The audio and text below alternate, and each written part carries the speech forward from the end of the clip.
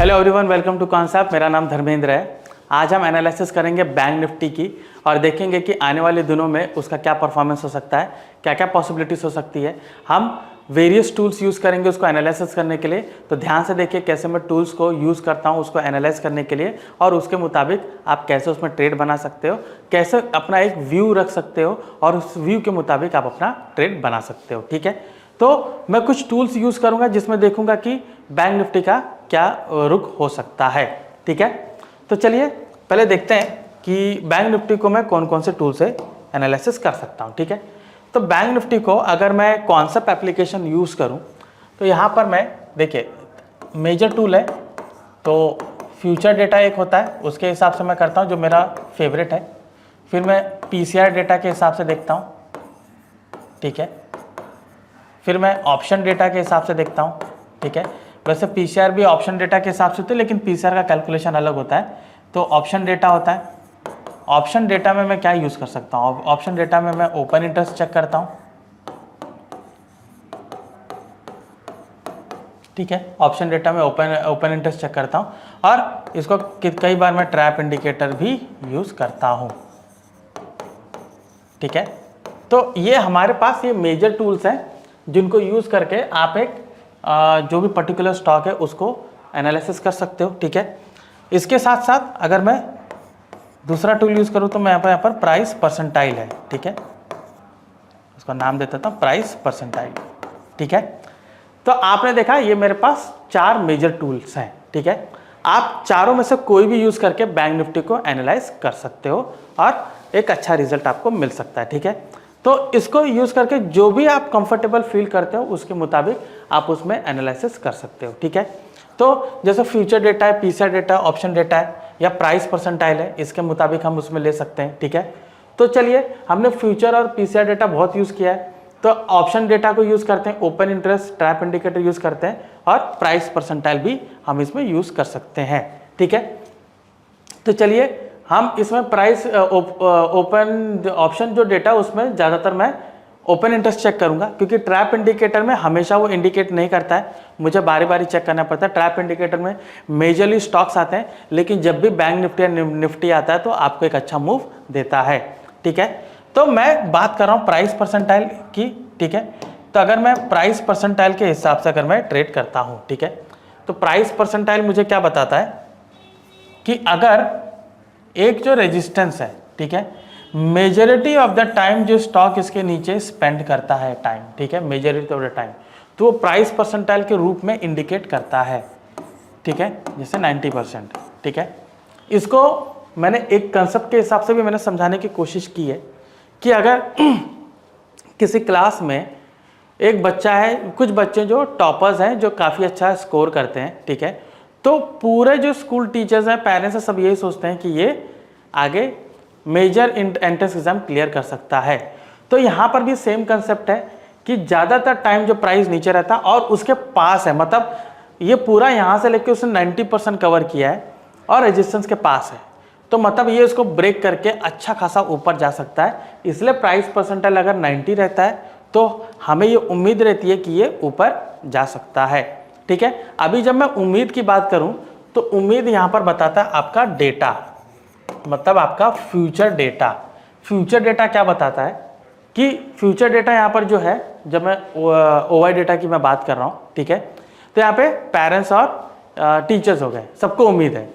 ठीक है, अभी अगर इनको ये उम्मीद है कि इसने चीटिंग करके ऊपर गया है, ठीक है, तो इनका इंटरेस्ट ही नहीं रहेगा इनको सपोर्ट करने में कि ये आगे इंटरेस्ट क्लियर कर पाएंगे। ठीक है, तो ओवाई का सपोर्ट होना जरूरी है। तो अगर प्राइस परसेंटाइल 90 है, ओवाई भी 90 है, तो आपको ये क्लियर इंडिकेशन है कि ये ऊपर रहने की संभावना ज़्यादा है रेजिस्टेंस के पास, और रेजिस्टेंस ब्रेक करेगा तो मुझे एक बहुत अच्छा मूव देखने को मिलेगा। ठीक है, तो चलिए आपको दिखाते हैं। प्राइस परसेंटाइल टूल में एनालाइज में आप जाओगे और प्राइस परसेंटाइल टूल में इसमें चेक कर सकते हो। ठीक है, तो इसको मैं सिंबल को मैं करूँगा प्राइस परसेंटाइल। ठीक है, यहाँ पे मैं चेक करूँगा बैंक निफ्टी, और बैंक निफ्टी को मैं देखता हूँ कि मुझे मिलेगा या नहीं। ठीक है, तो बैंक निफ्टी ये रहा। ठीक है, तो बैंक निफ्टी में आप देखिए यहाँ पे फिलहाल जो प्राइस परसेंटाइल है वह 84, लेकिन OI यहाँ पर 15 बता रहा है। 15 बता रहा मतलब लोगों का इंटरेस्ट नहीं है उतना कि इसको अप ट्रेंड इसको रख सकें, ठीक है, कि यहाँ तक गया है, ठीक है, इतना काफ़ी है, इससे और अप ट्रेंड रहने की संभावना थोड़ी कम है, लोगों का इंटरेस्ट कम है, ठीक है। तो इंटरेस्ट चेक करते हैं, ठीक है। यहाँ पर हमने चेक किया कि लोगों का इंटरेस्ट कम है, प्राइस परसेंटाइल क्लियर बता रहा है, ठीक है। अभी जब तक ये दोनों 90-90 नहीं होते मेरा कोई मतलब नहीं है कि इसको अप ट्रेंड की ओर मैं ट्रेड ले सकूं, ठीक है, अप ट्रेंड की ओर ट्रेड ले सकूं, ठीक है। तो ये आपको बता दिया यहाँ पर इंडिकेशन। अभी ट्रैक में जाके मैं एक बार ओपन इंटरेस्ट को चेक करता हूँ, ठीक है। तो ओपन इंटरेस्ट देखिए, ये भी मुझे क्या बता रहा है, यहाँ पर आप देखिए मेजर जो राइटर्स हैं वो कॉल की तरफ है, मतलब कॉल राइटर्स ज़्यादा है। पुट राइटर्स में देखिए जो बाज है वो काफ़ी कम है, ठीक है। तो वहाँ पर प्राइस परसेंटाइल भी ऊपर रखने की संभावना नहीं है। ओपन इंटरेस्ट भी आपको वही चीज़ बता रहा है कि यहाँ पर कॉल राइटर्स बहुत ज़्यादा है, ठीक है। मतलब बैंक निफ्टी को ऊपर रखने के लिए इनका बिल्कुल मूड नहीं है। हो सकता है कि ये ऊपर जो मेजर रेजिस्टेंस है उनको टच करके नीचे आ जाए। आई एम सॉरी, ये मिड कैप निफ्टी है, आई एम सॉरी,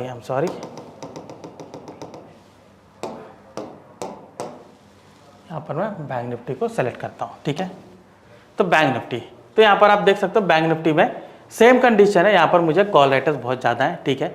और यहाँ पे पुट राइटर्स जो है वो नियरेस्ट रेजिस्टेंस पे बहुत ज़्यादा, लेकिन नीचे नीचे कम हो गए हैं। और यहाँ पर देखिए ऊपर आप डेंसिटी आप देख सकते हो, कॉल राइटर्स की डेंसिटी बहुत ज़्यादा है, तो मेजोरिटी ऑफ द टाइम उनको नीचे रखना चाहते हैं। अगर ये रेजिस्टेंस को टच करके नीचे जाएगा तो मुझे मूव अच्छा नीचे मिल सकता है। लेकिन यहाँ पर एक और बात देखिए, इतने सारे राइटर्स हैं, अगर ये मेजर फोर्स बन के इसको अगर ब्रीच करेगा ऊपर तो मुझे और अच्छा बैंक निफ्टी का लेवल मिल सकता है, ठीक है। लेकिन प्राइस परसेंटाइल में देखिए 90 के पास भी नहीं है, तो कुछ खास इंडिकेशन नहीं दिख रहा है मुझे, ठीक है। एक बार इसको चार्ट पर देखते हैं, ठीक है, कि ये ऊपर जा सकता है कि नहीं। चार्ट में, चार्ट्स ऑर्डर एंड ट्रेड में मैं चेक करता हूँ, ठीक है। तो यहाँ पे मैंने 15 मिनट का चार्ट लगाया हुआ है, चलिए थोड़ा इसको स्क्वीज़ करते हैं, देखते हैं। यहाँ पर देखिए, ये आप देख सकते हो कि यहाँ पर इसने 53,000 का लेवल था, वहाँ पे आप देख सकते हो किस तरीके से सस्टेन किया। मैंने कुछ रेजिस्टेंस भी यहाँ पर बनाया है, उसी रेजिस्टेंस को टच कर करके ये नीचे आया है। और वापस से आप देख सकते हो कि अगर अभी भी जब भी बढ़ने का कोशिश किया है, ठीक है, यहाँ पर देखिए नीचे आके वापस गया, लेकिन उसी रेजिस्टेंस को टच करके नीचे आया। यहाँ पर देखिए मेजर रेजिस्टेंस यहाँ पर था, इसको टच करके काफ़ी नीचे आया, ठीक है। तो ये 51,400 का जो लेवल था, ठीक है, उसको टच करके नीचे आया। अगेन देखिए यहाँ पर टच करके फिर से नीचे आया।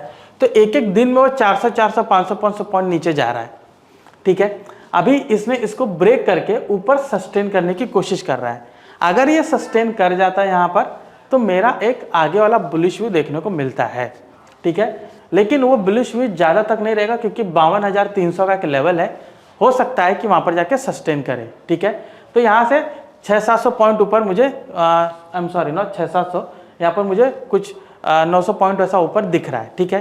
तो अगर इसको सस्टेन करता है तो ऊपर जाने की संभावना है। प्राइस परसेंटाइल में भी आप देखिए, ओपन इंटरेस्ट में भी देखिए, अगर उसको ब्रीच करेगा तो मुझे एक अच्छा लेवल देखने को मिल सकता है, ठीक है। तो ये था बैंक निफ्टी का एनालिसिस। अभी बैंक निफ्टी तो हमने देख लिया, लेकिन बैंक निफ्टी में जो मेजर स्टॉक्स हैं उनका कंट्रीब्यूशन देखते हैं, ठीक है। बिकॉज कोई भी जो इंडाइसेस है उसके पीछे स्टॉक्स की बैकिंग होती है, ठीक है। तो एक बार इंडेक्स कंट्रीब्यूशन में नज़र गड़ाते हैं, ठीक है। तो मैं जाऊंगा ट्रैक में और इंडेक्स कंट्रीब्यूशन को मैं देखता हूँ, ठीक है। निफ्टी, बैंक निफ्टी, ठीक है। अभी यहाँ पर आप देखिए ज़्यादातर रेड में है, ज़्यादातर देखिए रेड में है। बैंक निफ्टी के जो जितने स्टॉक्स हैं वो देखिए रेड में है। तो वो मुझे यहाँ पर इंडेक्स कंट्रीब्यूशन क्या बता रहा है कि बैंक निफ्टी को ये लोग ज़्यादातर कोशिश कर रहे हैं कि नीचे रहे, क्योंकि बैंक निफ्टी जो अपना मेजर पावर है वो उन सब स्टॉक से कैप्चर करता है। तो अगर यही सब नीचे हैं तो उसमें कोई भी मेरा मूव अच्छा नहीं बन सकता है, कोई भी मेरा एक अच्छा मूव बनने की संभावना बिल्कुल कम है, ठीक है। तो यहाँ पर आप देख लीजिए कि bank of Baroda, IDFC bank, बंधन बैंक, ये सब क्या बता रहे हैं कि डाउन साइड है। और ऐसा भी नहीं है कि 0% है, सिर्फ 1-2% से भी ये लोग नीचे हैं, ठीक है। तो बैंक निफ्टी के जो मेजर स्टॉक्स हैं देख सकते हो यहाँ पर आउट ऑफ 12 11 नेगेटिव में है, ठीक है। तो यहाँ पर हम एक बार चेक करते हैं कि बैंक निफ्टी में कुछ दिनों से कैसा है। तो अगर कुछ दिनों से, क्योंकि ये एक दिन का है, ठीक है, अभी एक दिन के हिसाब से आप नेक्स्ट डे का एनालिसिस करना थोड़ा मुश्किल है, तो मैं थोड़ा सा मेजर फैक्टर कैप्चर करता हूँ, ठीक है। तो चलिए मैं यहाँ पे डेट देखता हूँ। तो यहाँ पर मैंने 29 से देखा है, ठीक है। तो अगर मैं यहाँ से एक हफ्ते से मैं देखता हूँ, 22 से देखता हूँ, ठीक है। चलिए एक हफ्ते से, तो एक हफ्ते से भी देखिए थोड़ा मिक्स रिएक्शन मुझे मिल रहा है। देखिए 5 स्टॉक प्लस में है, 7 स्टॉक्स नेगेटिव में है, ठीक है। 5 स्टॉक जो प्लस में है उसमें क्या मेजर बैंक्स हैं? Yes, ICICI bank major bank है, HDFC बैंक ये भी मेजर बैंक है, लेकिन उसके अपोजिट में जो दूसरे मेजर बैंक है वो डाउन साइड में है, जैसे एक्सिस हो गया, कोटक हो गया, SBI इंडियाज लार्जेस्ट बैंक, वो भी नीचे, वो भी यहाँ पर मुझे डाउन साइड के यहाँ पर दिख रहा है। तो एक हफ्ते से एनालिसिस, मतलब एक हफ्ते से जो स्टॉक है वो भी उनको कुछ खास पुशअप नहीं कर रहे हैं, क्योंकि इनमें भी देखिए ना ज़्यादा ऊपर पुशअप कर रहे हैं ना ज़्यादा नीचे पुल डाउन कर रहे हैं, क्योंकि जो परसेंटेज आप चेंजेस देखोगे ना ज़्यादा नहीं है। अगर ये ज़्यादा हो रहे हैं तो ये सारे जो है ना ये थोड़ा उसको नेट ऑफ कर रहे हैं, नीचे की ओर ले जा रहे हैं, ठीक है। तो यहाँ से एक हफ्ते में भी मुझे कुछ चेंजेस नहीं है, खाली बैंक निफ्टी में थोड़ा सा पॉजिटिव चेंज आया कि वो 600 पॉइंट ऊपर है, ठीक है। और अगर मैं पीछे और भी लेकर जाऊँ तो मुझे और भी अच्छा मिल सकता है। तो लेट मी चेक, यस, यहाँ से देखिए 51,400, तो 1300 पॉइंट यहाँ प्लस में, तो ये majority of the stock plus में है, ठीक है। अभी रिसेंट चेंजेस हुआ है, ठीक है, एक हफ्ते में चेंजेस हुआ है कि ये जो नेगेटिव स्टॉक्स थे ये 2 से बढ़ के 7 हो गए और एक दिन में वो 11 हो गए, ठीक है। तो आप देखें कि ज़्यादातर ये ना जो नेगेटिव वाले स्टॉक है थोड़े थोड़े बढ़ रहे हैं। तो मैं क्या करूँगा, मैं आगे जाके चेक करूँगा, 1-2 दिन और देखूँगा कि ये नेगेटिविटी सस्टेन करती है, ठीक है। अगर सस्टेन करेगी तो जो मेजर रेजिस्टेंस है 400 का वो सस्टेन नहीं करेगा, वो नीचे आ जाएगा, ठीक है। अगर ये नेगेटिविटी जो है ये घटना शुरू करती है तो मतलब कि जो मेजर रेजिस्टेंस है ब्रेकआउट अच्छा है, वो ऊपर जाने की संभावना है, ठीक है। तो हमने देखा यहाँ पे बैंक निफ्टी का एनालिसिस, ठीक है। मैंने आपको चार्ट में भी बताया टेक्निकल के हिसाब से, ठीक है, कि कहाँ पर एक मेजर रेजिस्टेंस है, कहाँ पर वो सस्टेन कर सकता है, कहाँ से ऊपर जा सकता है, ठीक है। तो देखिए मेजर रेजिस्टेंस को ऑलरेडी ब्रेक किया हुआ है, तो लेट्स होप कि अगर वहाँ पर नेगेटिविटी कंटिन्यू नहीं होती है, तो कंटिन्यू नहीं होगी तो यहाँ पर ये डाउन साइड मुझे नेगेटिविटी अगर कंटिन्यू नहीं होगी तो अप साइड मुझे दिख सकता है। अगर वो कंटिन्यू होगी तो ये 400 का लेवल जो सस्टेन किया है ये सस्टेन नहीं करेगा, ये नीचे आने की संभावना है और सीधे ये 50,400 तक भी आ सकता है, लेकिन उसके बीच में थोड़ा अगर उसको मान लीजिए रुक जाएगा तो 50,800 पे भी वो रुक सकता है, ठीक है। तो ये थे मेजर लेवल्स, ठीक है। ये था बैंक निफ्टी का एनालिसिस। आपने देखा कि मैंने कुछ वेरियस टूल्स यूज़ करके उसको एनालाइज किया, एक व्यू रखा।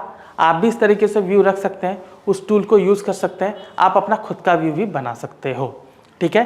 तो अगर आप इस तरीके से एक व्यू रखोगे तो आप उस हिसाब से आप चलना शुरू करोगे, डिसिप्लिन रखिए और एक अच्छे ट्रेडर बन सकते हो, ठीक है। तो ये था बैंक निफ्टी का एनालिसिस हमारी तरफ से। और भी ऐसे जानकारीपूर्ण वीडियो जानने के लिए कॉन्सेप्ट से जुड़े रहिए। मैं धर्मेंद्र राजभर, आपका धन्यवाद।